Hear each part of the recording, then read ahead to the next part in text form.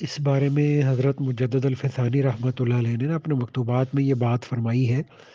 کہ اس میں کوئی شک نہیں ہے کہ حضرت شیخ عبد القادر جیلانی رحمۃ اللہ علیہ کو اللہ تعالیٰ نے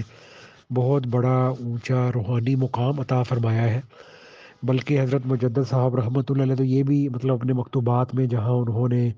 اپنی جو ہے نا وہ روحانی ترقی اور روحانی سیر کے حالات بیان کیے ہیں نا، تو اس میں حضرت مجدد صاحب رحمۃ اللہ علیہ ایک جگہ پہ یہ بھی فرماتے ہیں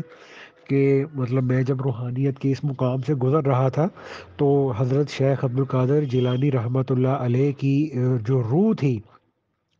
اس کی جو ہے نا وہ تائید اور مدد اور روحانیت میری تربیت کر رہی تھی۔ لیکن اس کے ساتھ مجدد الفسانی رحمۃ اللہ علیہ یہ بھی فرماتے ہیں کہ یہ جو بات ہے نا کہ سب اولیاء کی گردنوں پر میرا قدم ہے، یہ بات صحیح ہے، اس میں کوئی شک نہیں ہے۔ تو لیکن مجدد صاحب رحمۃ اللہ علیہ یہ فرماتے ہیں کہ اس باب میں شیخ عبد القادر جیلانی رحمۃ اللہ علیہ کے جو معتقدین ہیں نا، وہ کافی زیادہ غلو کرتے ہیں۔ تو جبکہ حقیقت اس بات کی یہ ہے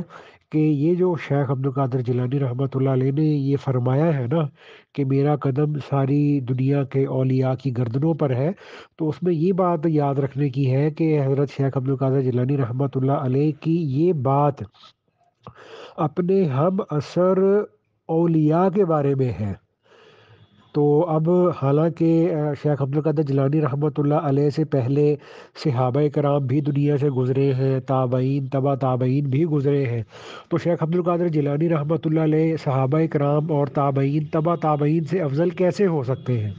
ٹھیک ہے، اور اسی طرح سے مستقبل کے اندر حضرت امام مہدی رضی اللہ تعالیٰ عنہ اس امت کے اندر تشریف لائیں گے، تو وہ بھی ولایت کے سب سے اونچے اور بڑے ترین مقام پر فائز ہو گئے۔ تو مجدد صاحب رحمۃ اللہ علیہ یہ فرماتے ہیں کہ شیخ عبد القادر جیلانی رحمۃ اللہ علیہ صحابہ کرام سے اور امام مہدی رضی اللہ تعالیٰ عنہ سے افضل کیسے ہو سکتے ہیں؟ یہ بات ٹھیک نہیں ہے۔